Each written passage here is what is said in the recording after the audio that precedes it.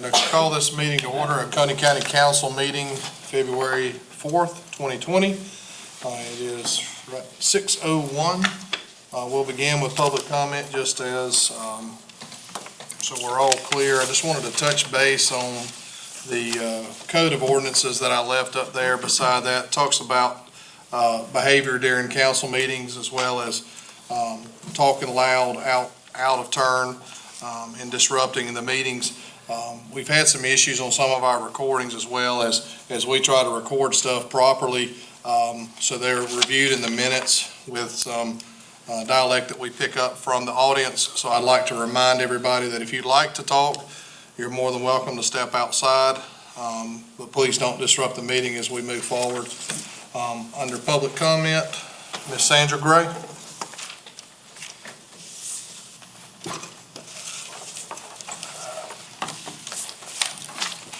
Good evening. My name is Sandra Gray, and I am here on behalf of the Oconee Food Summit Planning Committee. I would like to give you an update on the progress of the planning and remind everyone that this is the month of the summit. It will be held on Friday the 28th, that's the end of this month, and that begins at 9 a.m. with a light breakfast and will conclude by 3:30. Trinity Baptist Church on Oak Street in Seneca has generously offered their new facility as a location for the summit. As many of you know already, a coalition of community members and organizations have been working together in planning this event for several months in an effort to coordinate and to strengthen a variety of local food initiatives in our county. The purpose of the summit is to connect community members interested in supporting local food producers, preserving our natural resources, increasing the access of fresh food, as well as reducing food waste in our county. We hope the summit is only the beginning step to the development of a vision that will work for Oconee's food future. Specifically, at the Oconee Food Summit, we will accomplish three goals. First is to provide an overview on the current state of the county's food system, establish an intentional network that encompasses most aspects of our local food system in Oconee County, and third, identify priority projects to develop a resilient, safe, and accessible and sustainable local food system. To provide a few details, in the morning there will be a panel of 7 with different areas of expertise to speak about the needs and the opportunities in our county related to food stability. Representatives from farmers markets and farm centers, food distribution centers, restaurants, food educators, and healthcare providers will sit on the panel and share their knowledge and perspective on the needs of Oconee County. Lunch will be provided, and during that time we will have remarks from our keynote speaker, who is Dr. Leslie Hosfeld, the Dean of College of Behavioral, Social, and Health Sciences at Clemson University. Among her many accolades, Dr. Hosfeld served as a co-leader on the USDA Southern Extension Research Activity Learning Community Project, where she worked to strengthen local and regional food needs and priorities in 13 southern region states. And she focuses a lot on the multidisciplinary strategies and cooperative partnerships that help us better understand and alleviate persistent poverty in the Southeast. After the keynote address, you'll have an opportunity to go to one of 10 different breakout sessions to discuss topics such as sourcing local products for food businesses, reducing waste, food is medicine, supporting new farmers. And the recent infographics from USDA Ag Census said in Oconee County we have 288 new farmers. 107 of those are young principal producers. And so also to establish a food policy council and several other topics. Each of the sessions will have a chance to share the takeaway from that session with the rest of the group and indicate whether or not they had a food system solution we should prioritize. In our wrap-up for the event, attendees will have an opportunity to identify their top 3 choices from the breakout session takeaways that they believe we should work forward on in the county. So as important community members and leaders, we value your input and your expertise, and we hope that you can attend the summit on February the 28th. Thanks so much. Thank you. Tony Adams.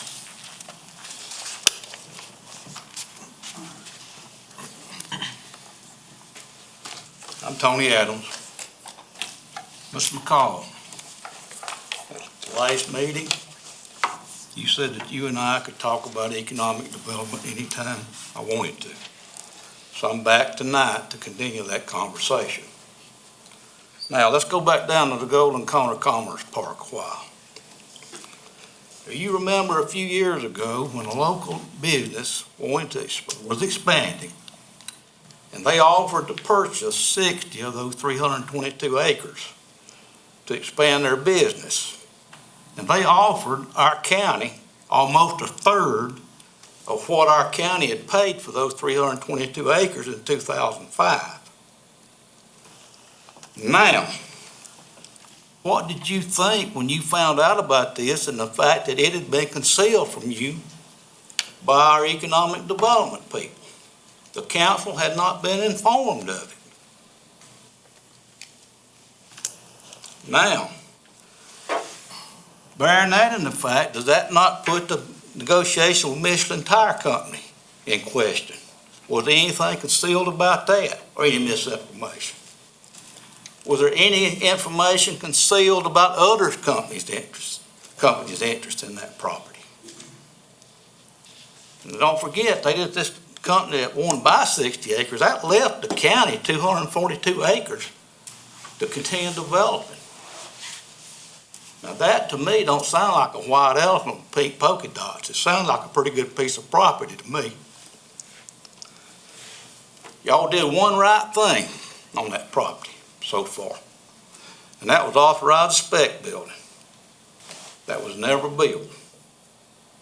Now, why was that spec building not built? The solar farm issue popped up.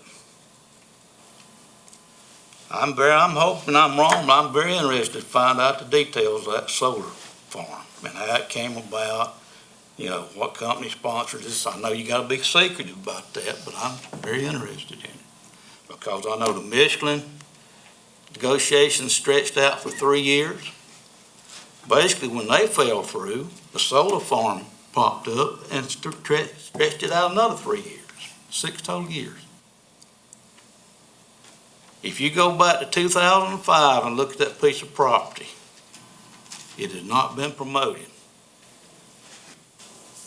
And in the last 6 years, one reason it hadn't been promoted is all the economic development in Oconee County had been targeted for the new industry and technology park, the existing park at the Highway 123 and Highway 11 exit, and now the Seneca Rail Park.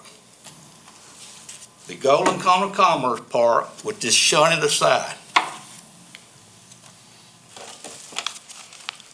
That's all I got to say. Take another minute. Mr. Tim Whitmire.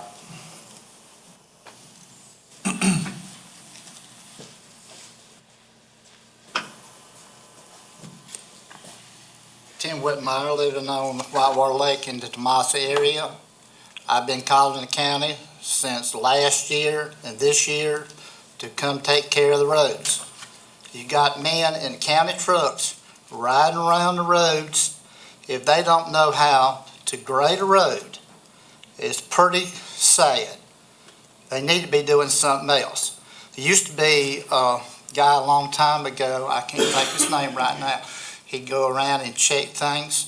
If I seen something brought out, they come up. Also, they did do one thing. They took care of some road trees that were too close to the road.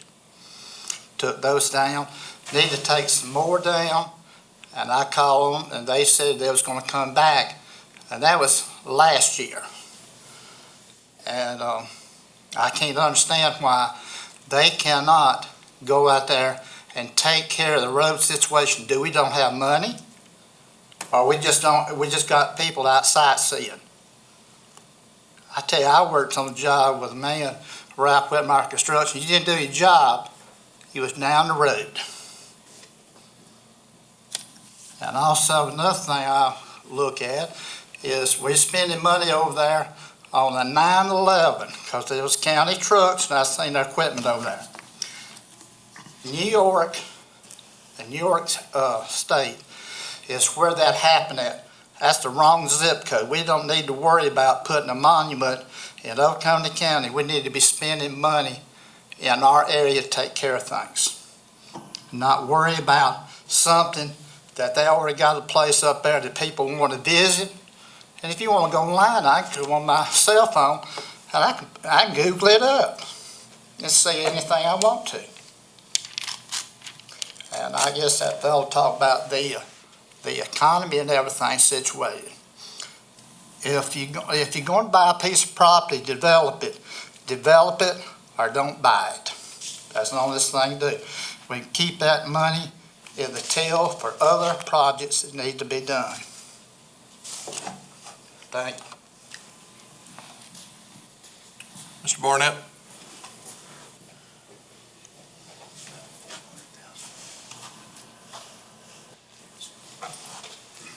I'm Jerry Barnett. Always have been, always will be. What you see is what you get. I have deep, deep roots, myself and my family, in this county. My great-great-granddaddy came here, settled in Oak Grove, and built the Oak Grove School for that community. Gave the land and built the school for his community. By the schoolhouse back later on, my great-granddaddy replaced the school building, the Oak Grove School building. It's the Oak Grove School building you will see today. So my family has been here. And my family has done, not me personally, but my family has a lot invested in this county. Also in blood and treasure and service to this great country. I'd like to thank the two gentlemen sitting before me that represent 99.2% of the people in this county. Takes guts, fellas, to stand up for what's right. I guess I could thank the three gentlemen that want to represent 0.8% of the population of this county. And it would be interesting to do a little research and find out what geographic location this 0.8%, where do they live? I don't think I need to tell you. I think you already know. This cronyism needs to stop. The silent majority in this county exists. We talk among ourselves. Now, I'm not going to be too silent, but I'm sure in touch with them, and I'm connected to them, and these two gentlemen to my right also are connected with them, and they have the guts to live up to their sworn duty to represent the people. Thank you. Councilmember comments. Sir, I got here late because transportation issues. Yes, ma'am. But I have a real impressive matter. Yes, ma'am. If you'll come forward and state your name, please. Hi, my name is Bridget Grooms. I transplanted to this area 3 years ago, and I have a personal interest in this. I'm very passionate about the homeless problem we have, especially the young women who are victimized, criminalized, and forced into the desperation of the life they're living. A couple months ago in the Journal, I saw where Duke Energy donated some money to the city and to the county to help with this problem. I've spoken with the community. I've been out pounding the pavement day in and day out, talking to these ladies, talking to these gentlemen about what issues we face. Now, I was burned out of my home.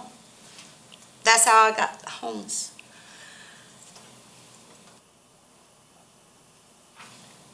Guys, we have a big problem, and our law can't help or won't help.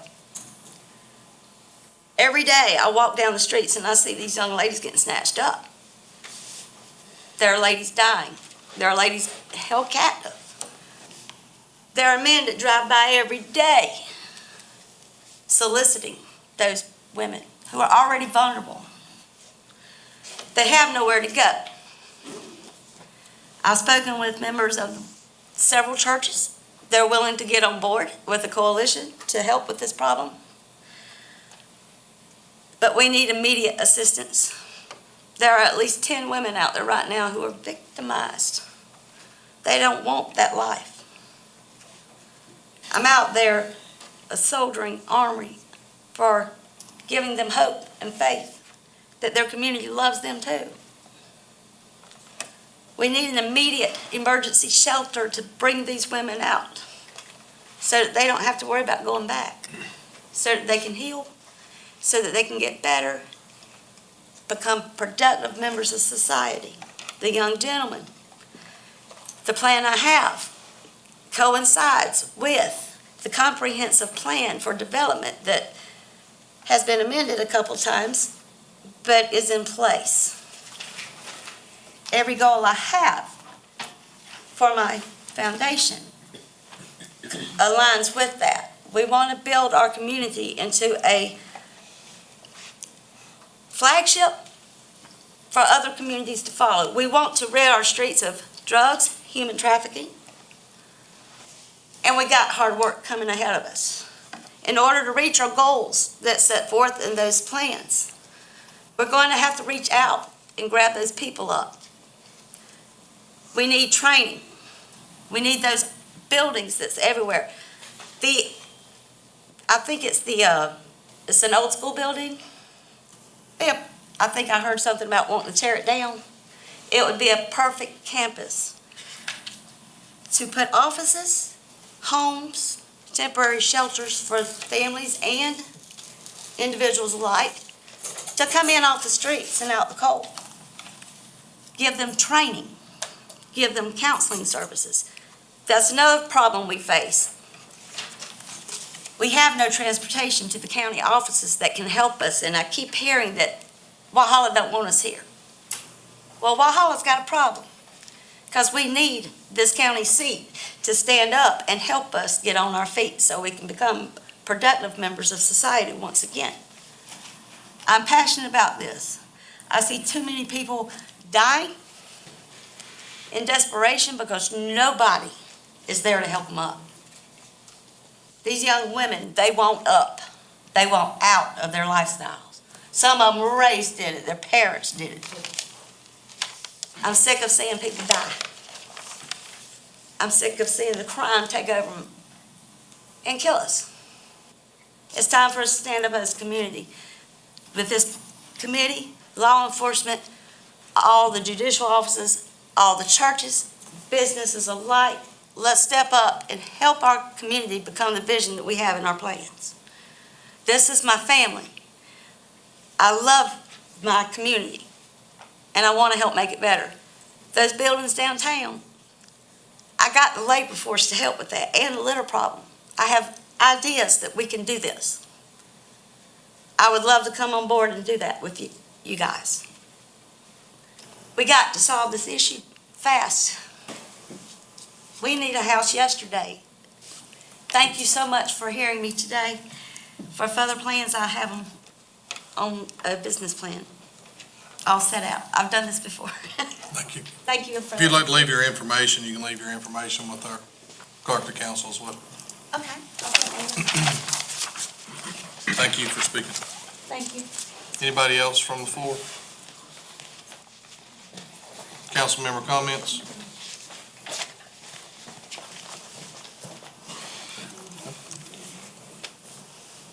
Have a moment of silence, please.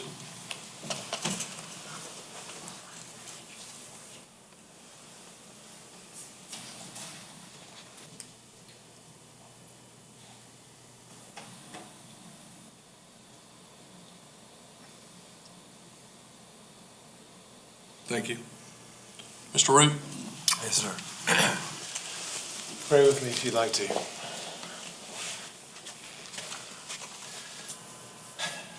Well, Father, thank you for sending that message to kind of get things into perspective. We do a lot. We consider a lot of issues. Council makes a lot of decisions, important decisions, and there's a lot of debate and a lot of squabbling, but in the end, there are just people that need help, and this county is in a position to help. So I pray that you would give us that guidance, turn this meeting over to you, that you would show us the wisdom, how to be your hands and feet to reach those who cannot help themselves, to be good stewards of the tax money that are committed to the county, and to do our jobs well. In your name I pray, amen. Ms. Brock, will you lead us in the pledge? I pledge allegiance to the flag of the United States of America, and to the republic for which it stands, one nation, under God, indivisible, liberty and justice for all. Thank you. Yes, sir. We have two sets of minutes to approve. First one is January 21st, 2020 special meeting minutes. Do I have the motion to approve? So moved. Second. A motion and a second. Any changes, amendments? All in favor? Aye. Any opposed? We have regular meeting minutes from January 21st, 2020. Do I have a motion to approve? So moved. Second. A motion and a second. Any changes, amendments? All in favor? Aye. Any opposed? Okay. Ms. Brock? Yes, sir. Short and sweet this evening. Good evening, and we appreciate Ms. Grooms coming in. I think that is quite a reminder of what we're doing here. Quite a reminder. But in front of you, each of you has received a sheet this evening, just a reminder that the priorities for the strategic plan, which is next Tuesday at 9 a.m., we should be finished by noon. Get these turned in to me when you come into the next meeting. We'll have that plan ready to roll. And that is open. Yes, sir. Yes, sir. It is open to the public. We invite the public to come. This is where we do a sort of a brief financial overview of where we are now, some potential plans for what we're looking ahead of, and that will give us what we need to get started on the budget for the fiscal year of 2021. Thank you. Mr. Elliott, proclamation 2020-01. A proclamation recognizing February as Black History Month. Whereas Black History Month is a time for all Americans to reflect on the history, teachings, and contributions by African Americans as leaders at the highest levels of military, business, education, government, the arts, sports, and religion. And whereas the national theme for this year's observance is African Americans and the vote, emphasizing the struggle of both black men and women for the right to vote, the rise of black elected and appointed officials, and the role of blacks in the traditional and alternative political parties. And whereas the year 2020 marks the sesquicentennial of the 15th Amendment and the right of black men to vote after the Civil War, and the centennial of the 19th Amendment and the culmination of women's suffrage movement. And whereas Thomas Mundy Peterson, the first African American to take advantage of the new right to vote granted by the 14th and 15th Amendments, cast his historic vote on March 31st, 1870 in Perth Amboy, New Jersey, for the town's charter. And whereas Marianne Shad Carey, an African-American activist, writer, teacher, and lawyer, fought for voting rights and black freedom in the 1870s. Carey was the first African-American woman to vote in a national election. And whereas African Americans continue to face discriminatory barriers such as poll taxes, literacy tests, fraud, and intimidation, were turned away from the polls. Many brave and impassioned Americans made their voices heard, protested, marched, were arrested, and even died, working toward voting equality.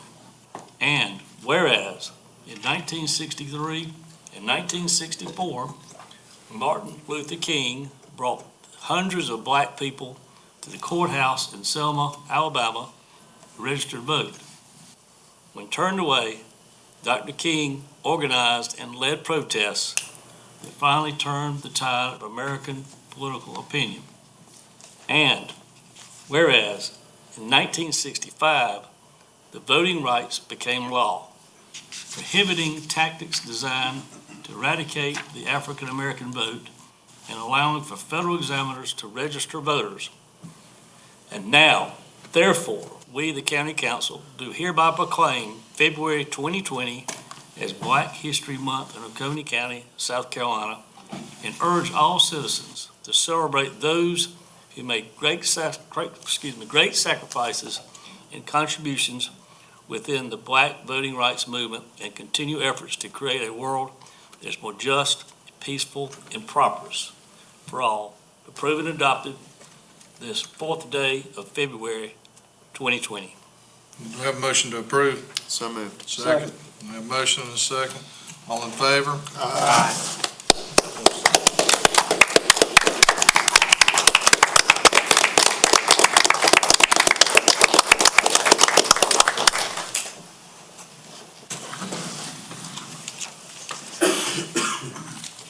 Thank you, Mr. Elliott, for that. It's a lot of wonderful historical facts, and appreciate all that they continue to do as leaders in and around Oconee County. We do have recognition of Finance Department, Government Affairs. Ms. Brock. Either way. We are recognizing our finance office again this year, and I say again, not that it gets old, again meaning that this is, what, the 12th year now? 13? I think it's 13 this year. I think we thought 12, but it's 13 for the GFCO for governmental accounting in our budgeting process. I don't make the staff come because they work hard enough during the day, and as you all know, this is budget season, so I didn't want to stretch their minds and time any more because we have to get back to work tomorrow crunching the numbers. But I do want to take a moment and recognize our finance director, Liddell Price, and her staff, who is not present because we asked them not to. We didn't want them to make that sacrifice.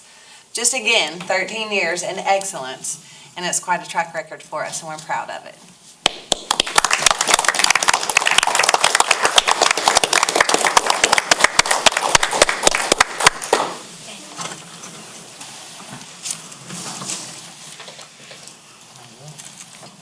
Public hearing following ordinance 2019-25. Ordinance amending Chapter 30, Article 3 of the Local Accommodations Tax in order to clarify the certain exemptions and collection standards, as well as record inspections, penalties, and other matters.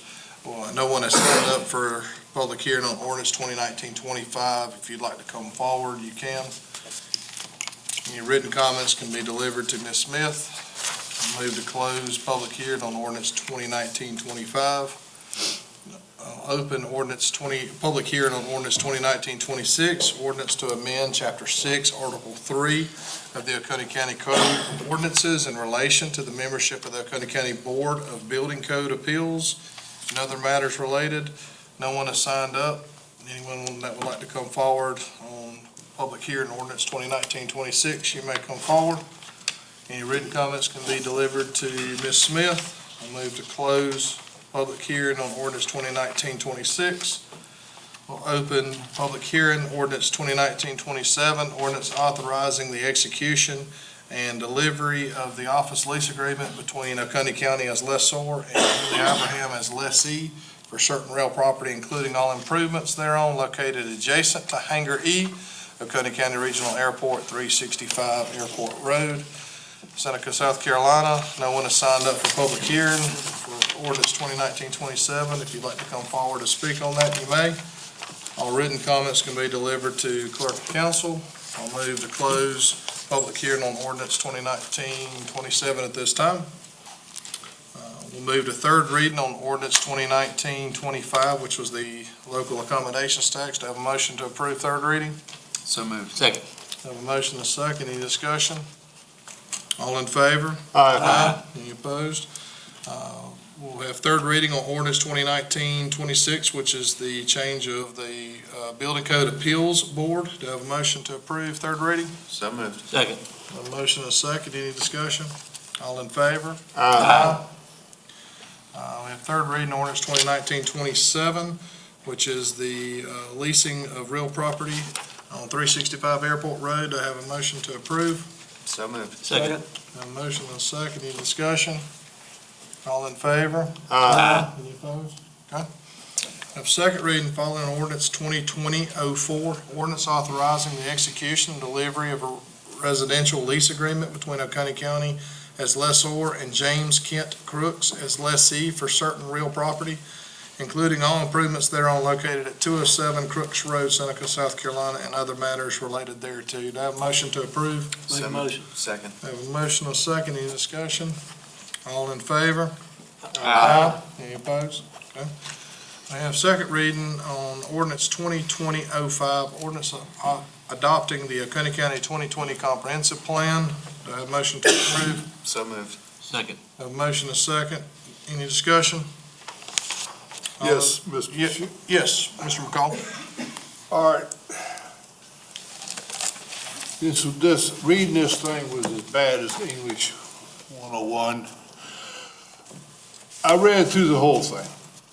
Full of glittering generalities as brought up before. However, when it comes to specific points where the taxpayer can get zinged, it's very specific. First off, going back to all the demographics of the county. Go to Benson's Farm Supply, they give you a calendar, got all the high, low temperatures, all that's on there for free. How come we the only county, according to Mr. Pearson, in the state of South Carolina, that paid all this money to redo it? Everybody else, Horry County, Charleston, Lexington, Newberry, everybody else, stamp it, put it back on the shelf. But we paid a lot of money for it. I expected if we go pay a lot of money, this thing ought to be dazzling us with all this information. But one thing that caught my eye, you come from a county such as Charleston, such as it is, but they had the old storm water. We got to have a stormwater management plan. It's in the comprehensive plan. For those of you that know what the stormwater plan is, don't take my word for it, just look it up. What they do is, because Charleston County already did it, you measure everybody's driveway, the roof of the house, if it's a concrete driveway, the roof of the house, how much water runs off. That water could impact the sewer if it was there. It's a fee, it's not a tax. So they're gonna nail all the churches, everybody. Oh, heck, within Charles County, they nailed Blessed Sacrament Church, that big old church on 17 South. Man, they about had a fit, so it's a fee. Okay, so it comes down to it. It don't make any difference whether you got sewer. Hell, they don't sewer out in Ravenel. They don't sewer in Allendale. They got them all. They got everybody in Charleston County. And other counties are doing this. It's an easy way for the county to get a lot of money and saying this, we planning this. They plan on picking your pockets, is what it amounts to. Then we don't talk about we got to overcome language barriers. Well, I speak count Gullets too, but speak Spanish. But overcoming language barrier, you go to the grocery store down ahead of the comprehensive plan. Turn the can around, it's in Spanish. Turn around in English. Go to Lowe's, go to Home Depot. Signs are in English, signs are in Spanish. So why is it, when it comes to all these just generalities, just one thing after another, one page after another, just it's just fluff. We paid all this money, and am I asking, are we the only county that was, not dumb enough, but, wanting to spend money on something that didn't amount to hill of beans? Benson Farm Supply, give you the Farmer's Almanac, they can finish it off in. The other thing I noticed on here that was a real hummer, we got the industrial, we got shows all the industrial sites. The previous map. On the new map, we done scaled them down. Obviously what we're gonna do is go run some other business, get them out of the county. We ought to be ashamed of ourselves. And the bad thing is, who in the world do we not check and see what these people, these hot consultants were doing when they conjured this thing up? I pulled the same thing on an English paper in senior high school. Teacher didn't buy it too well for conjuring up. She gave me a D-. But this is concrete when it comes to regulation to benefit or take rights away from the county. But when it comes to, like it says in there, we need to recycle.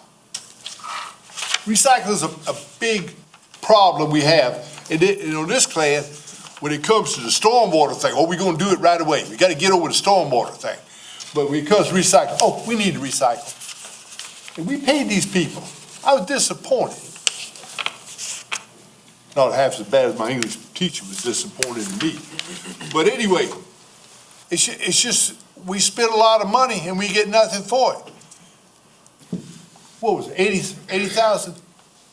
89,000, I believe, sir. I stand corrected, thank you. But if I may, the developers and writers of the comp plan did not write the ideas in the comp plan. This was a citizen-driven document. Well, who come up? Did you come to any of the meetings in your district, sir? Heck, no. You should have come. We had plenty of public meetings. The Yeah, people that drafted the comp 0.8%. plan, they compile the information that they received. They do not write the direction of or represent. Who come up with the demographics of the high and low temperature? That is basically gotten off of a website for the county data. It is showing that in 20 or 50 years, if there's a difference in population or a difference. Mr. McCall, we put the same information in our budget document and we get awarded for it. Did I ask the question, do we get paid they get paid for the page for the stacking this big thing up? No, sir, it's done by the project itself.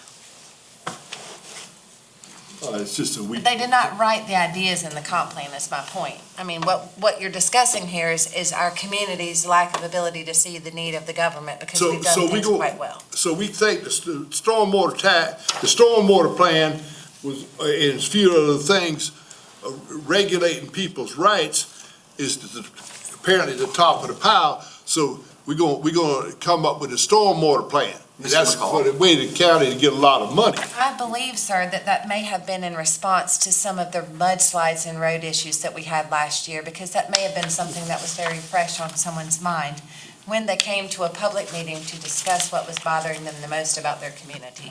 I'm just taking a stab there, but last year we closed more roads than ever due to rain and sliding. According to the state okey-dokey, if you want to have a stormwater plan, is exactly what I said. Oh, sure. I'm just stating, just for the record, that the observations found in that book were not written by a consultant, but were rather information obtained from the public. Which section specifically are you talking about, Mr. McCall? Go down your little punch list, I guess, which page it is. That would be the executive summary, Mr. Kane. Stormwater. I'm looking at the actual plan, and I just want to make sure we're all talking about the same thing so we can discuss it. If you'll look, objective 6.33, encouraging development practices that protect and preserve water resources. It's 19 under this, and it's on there. It specifically says stormwater management plan. Okay. In the event of federal designation. So in the event of federal designation, I don't know what that means, but it sounds like if we are federally designated or required, then we have to develop a stormwater management plan. I don't think, is that right? Does anybody know And what, still, in the this event of federal is a designation means? compilation. Yes, I mean, in the event of this, I mean, we have to have stormwater management plans for certain things we do now, and it's probably going to be regulated heavier in the future. But again, the draft of this document came from the public. It's not the company that we hired did not write or drive the influence of what was What going did on we there. pay them for, pray tell? That's a lot of document to put together, sir, and quite frankly, we don't have the staff to do that or to verify the data that was received. And our staff worked extremely hard on this. They did a great job. I think it's a document that we have to do. And I imagine if a lot of counties did not do this, there'd be a lot of things. I don't see anything in here that says we're going to charge for stormwater. That may be your opinion, No, but. Mr. Markovich knows about the stormwater plan as well as I do. Well, I imagine depending on where you're at, if you have the amount of water that they have in those areas and the amount of development that they have in those areas, then they better have a stormwater plan because they have nowhere for the water to go. And You're missing the whole point. I apologize. It says, develop a county stormwater management program to prepare for efficient and cost-effective implementation in the event of federal designation. I don't think it's saying we have to do that now, but if we are federally designated, which it doesn't state what that means. It's a way to get a lot of money. That's a fee. You institute a Who fee. implements the fee? Who implements the fee? Yeah. If I could just interject real quick, I think what this provision is speaking to, after the census comes out, there'll be micropolitan areas, metropolitan areas, there'll be population-based density areas that are federally designated to have required stormwater management plans. I think you're talking about a stormwater fee or something like of that nature, which can be part of the overall global plan, but we may have to be. Seneca probably will be as a micropolitan area after the census required to have a stormwater management plan. Countywide threshold, there's a population threshold. Right, and the county probably, but I don't know, because we don't have the census numbers yet, probably will not hit that threshold, but oftentimes when one of the cities within it does hit a micropolitan threshold, to have some counties will go in and do it on a countywide basis. I think Pickens did something similar, perhaps, but this is something that we'll have to, just like redistricting, things that we have to do after the census, these are things that we'll have to consider. But see, it gives you the option. See, once you hit the threshold, it gives you the option to have the fee. Remember, the fee, There not may the be different tax. ways to implement it, but there won't be any option about having a plan if you hit a threshold. and So we're you get- designated. So you get the fee in place, and then you have a fee on the runoff, even though you ain't got sewer. Who implements the fee? Where's the fee? Who implements the fee? The county, Would that not be council that would decide on to institute a stormwater fee? well, the Association of Counties, it's in their, all their other stuff, they're all hot. They tell you, everybody, well, you got to get the stormwater management plan, and then you can do it. I've been to Association of County meetings and they've never discussed a Well, fee on look and see stormwater. what they got out there, look and see. I was just at the annual meeting and I went through the entire document. I've been to every meeting they've had and they have yet to say you need to implement a fee for stormwater. I mean, we'll have them come here and talk, but there's nothing about a fee. So some of these things in here is ideas on what we have to do. I mean, that's the part of the comprehensive plan. That's what's mandated by the state. If we don't do the comprehensive plan, what are the ramifications of us not doing a comprehensive plan? I don't know. I've only been here 20 years and we've done it both times. Generally, we do what we're told unless it's something extremely uncomfortable for none the of the county that we counties do? can't do. I actually don't. I imagine all of them do. Every county does it. I mean, it is a I mean, state. it is a Both- state law. According I to don't know what happens if we Frankie don't do it. Pearson and them got up there and said, they got up there, it says, we the only county, in front of Frankie's mouth, we the only county that actually paid to have it redone. Everybody else just rubber stamped it and put it back on the shelf. I don't believe that to be the truth, sir. I think Give me a Mr. county. I think Mr. Pearson was saying that we're the only county that had an agricultural element. We're also the only county that implemented the amount of community meetings that we did, the amount of time that we spent out there. I attended at least 6 meetings, possibly more than that, 6 that I can recall.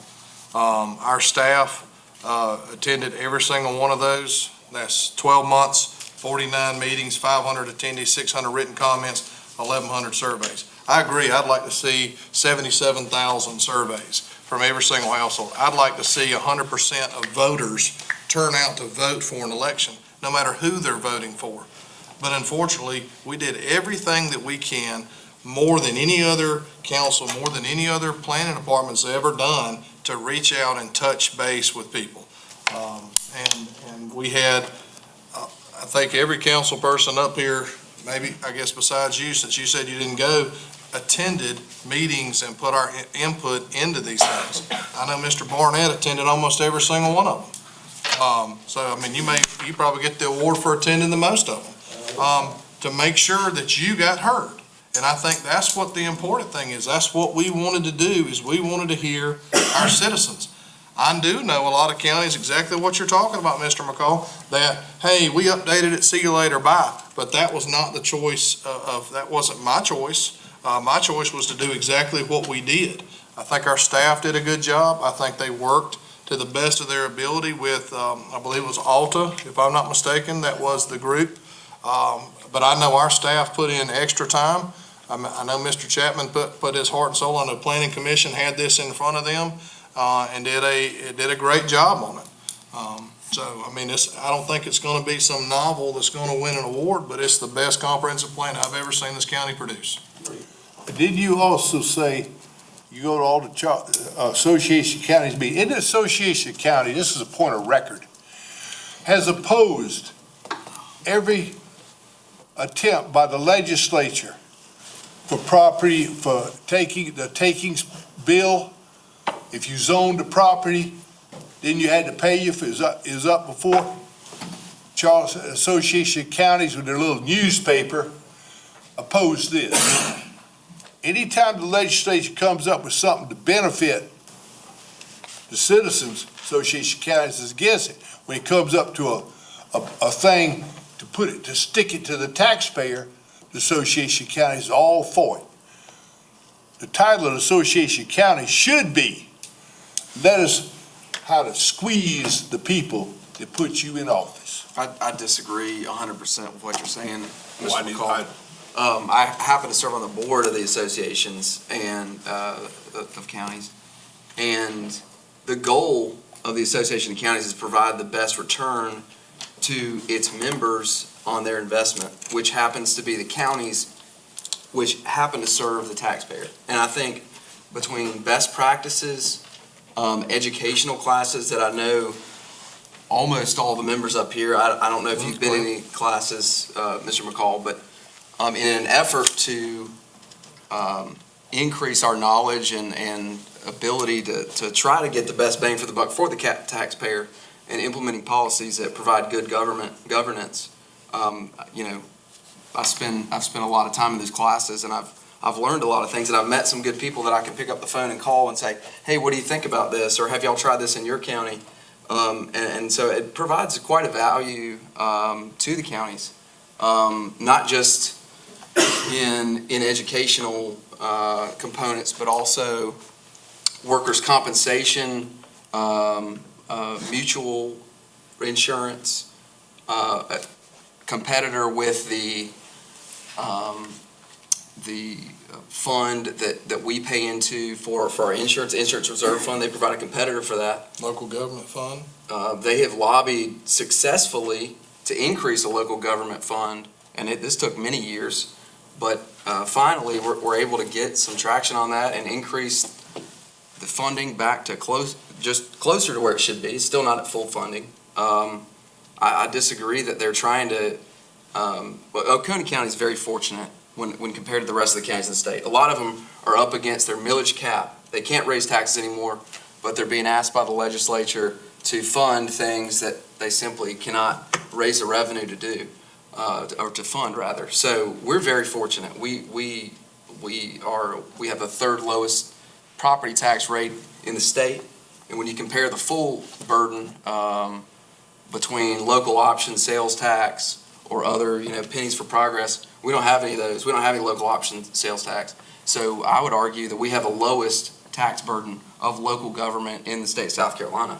6% state sales tax, that's all you pay. And your property tax is almost the lowest. But the other counties that do have lower property tax also have local options, so you pay more when you're buying goods. I agree, we don't need to needlessly look for ways to raise revenue. I don't think that what you're saying in here, or what you're talking about, is about raising taxes. That's not the point of this document. The point of this document is to put us in 10 years in the best position we can be in. And that's the goal. I mean, is it perfect? I'm sure it's not. It's very long, but it's very comprehensive. And I think I'm very happy with it, having read it. It's a working document. It's a working document too. I mean, if there are things in here that we need to talk about and look at changing, let's talk about it. That's what we're doing right now. But I don't think it says what you're saying it says about stormwater. It doesn't say implement a stormwater fee.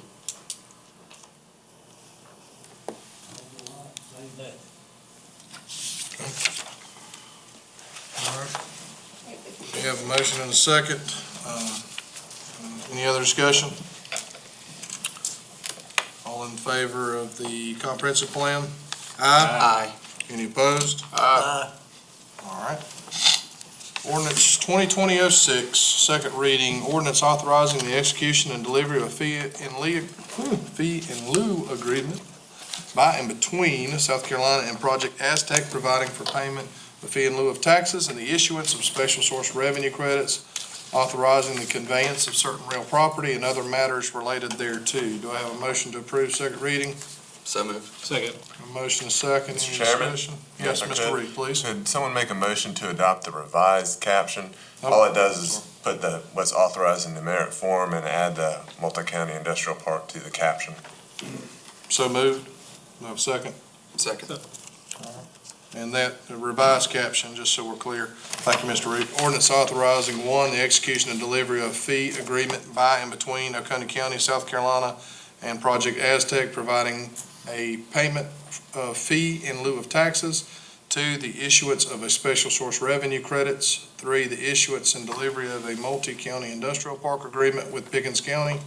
And four, the conveyance of certain real property and other matters related thereto. Do I have any other discussion on the revised caption? All in favor of the revised caption, ordinance 2020-06? Aye. Do I need to go back? And now just a vote on the motion. Okay, and so we have a motion and a second on the original motion. Right. Any discussion on that? All in favor? Thank Any you. opposed?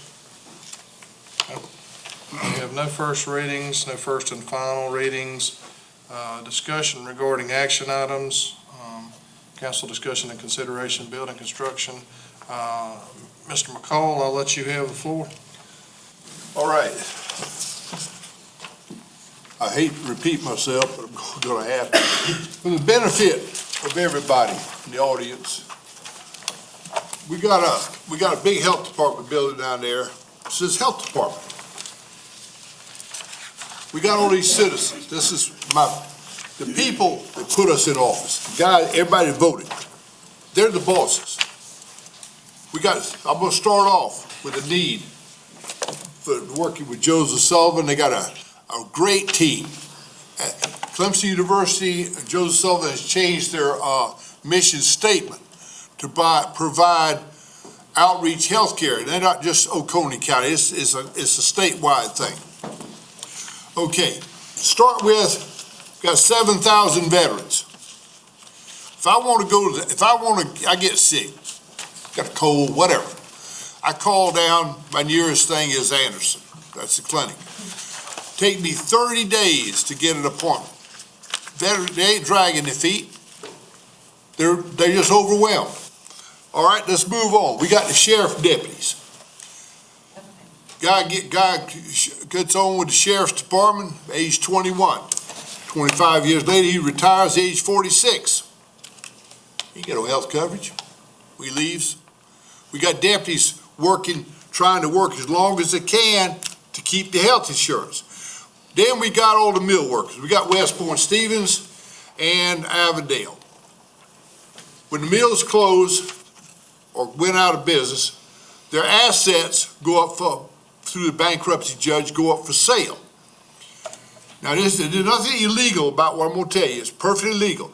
You go in there and buy the assets of the thing. Then you raid the retirement and health care accounts. Because the mill put the money in, it doesn't belong to the people until they draw it out.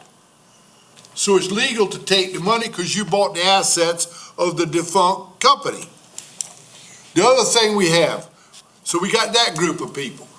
We got county employees. We got a nurse here. The nurse does a great job. But how about after hours? How about when the nurse is not here? We got this, Joseph Sullivan's gonna have behavioral science, treating mental illness. How about the opioid? All these people got drugs. The feds went and busted all the pain clinics in Greenville. So guess where you're gonna have to go? You can't go to Greenville to get your big 100 pill bottle of 3 milligram morphine. So you have to steal it and get it off the street. We got to break the cycle. This is going to help break the cycle. The other thing is, it ought to apply to me, is eating right. All right, we're going to have counselors there, and this is partnered with MUSC. We're going to have doctors, residents, and counselors. How many times you go to the grocery store, you see a family, you know they're on some kind of substance program, and where they're buying all the wrong food for the kids. Little kid come over in the grocery store last year, smiled at me before every darn tooth in his head was rotten. It was his mother buying chips and stuff. This is another thing. We teach them how somehow you break the cycle of over and over again making the same mistakes over and over. So this program is health care, behavioral health, drug interdiction. You can arrest them, put them in jail all you want to get out and go right back on the stuff again. Somehow you got to get them out of this lifestyle. And that's what this is going to do. The county is doing is under Ms. Brock's direction, we're going to fund and also through corporate donations, getting the building up to code. It's not code, it's Compliance. there you go. And so then they're going to take the building over. We're going to lease it. We will lease it to them. It will not be a county function. Joseph Sullivan will run the whole thing. Their goal is 5 days a week. Not only that, they've also gone in with Salem, the town of Salem, and with the town of Westminster. Brian Ramey talked to him all the time on the phone. He's all happy. He's already found a place to have it. So this is nothing but good is going to come out of this. And I appreciate the chairman allowing me to expound on this problem. Thank you. Thank you. We did have a committee meeting before that on the same discussion, and that will be brought forth at the following February meeting. So, board and commission appointments. Wait a minute, Judy. Why not supposed to ask you something? I'm sorry, Julia. Do it. No, the motion has to be brought forth after minutes. Unless there's an emergency. Move on. Okay. We can't today. Okay. Well, I didn't have the dollar figure and it's not an Well, you emergency. told me, remind you. Well, and that's why I asked Mr. Root to make sure I understood correctly. All that right. It has to come out from committee, which will be in the next meeting. No problem. Will there be a discussion on how the There's no comments from the floor. You can discuss as soon as we get done. Okay, thank you so much, sir. Board and Commission appointments, Building Codes Appeal, we did make that change tonight, so this is an at-large seat on here, so we're looking for construction experience or a builder, so we'll try to have that filled at the next thing. Any unfinished business? Any new business? I would like to make a statement, regarding the rock quarry. I am very thankful for the job that's being done out there. We have brand-new equipment that I am very proud to sit up here and say that this council voted for. It's difficult equipment to learn, but when it finally gets up to where it's supposed to be, and it's done safely and properly, it's going to be an amazing piece of equipment. And I'm very grateful for the group and the training, the amount of training they've done, the extra work, the time away from their family that they have done. And I just want to stand with you because I appreciate what you are doing out there. And I understand we've put a difficult task in front of you, and nobody's backed down from it. And nothing's going to be perfect. Everything's going to have a time to learn this equipment, but I'm so thankful for the communication that Ms. Brock is doing with things. When things don't go right, that's time when Oconee County rises up and steps up and tries to fix the problem and not create more problems. So I stand with our rock quarry. Our taxpayers are very grateful to have the rock quarry that we have, and I appreciate the ones that came in here tonight that worked there, and I'm thankful for all the employees we have here. Any other comments? Well, the crisis is over. There's material on the ground. Nobody's waiting. The crisis is over. Thank you. And thank you, Ms. Brock, and your staff. Thank you. Need a motion to go in executive session to receive legal advice and discuss litigation regarding a contractual matter. 2, discussion regarding an economic development matter involving Technology Solutions. 3, discussion regarding a personnel matter relating to the auditor, delinquent tax, and treasurer's offices. 4, discussion regarding a personnel matter related to the administration department.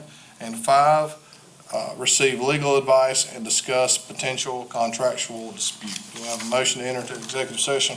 Second. All right, we have a motion and a second. I did want to make one statement. Ms. Brock's going to go to her daughter's birthday after executive session, so we're going to let you roll out of here. I just wanted the citizens that are in here to be aware so she can get home to wish her daughter a happy birthday. And happy birthday, Ada. And we have a motion and a second. All in favor of executive session? Aye. Thank you.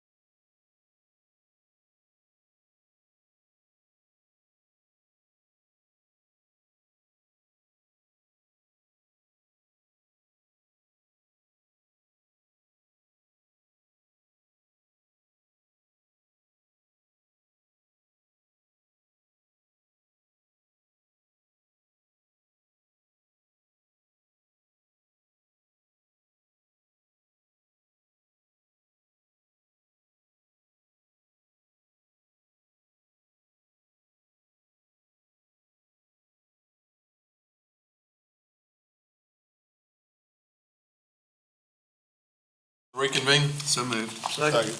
All in favor? Aye. No action was taken in executive session. We do not need the first reading that is on the agenda. Do I have a motion to adjourn? Second.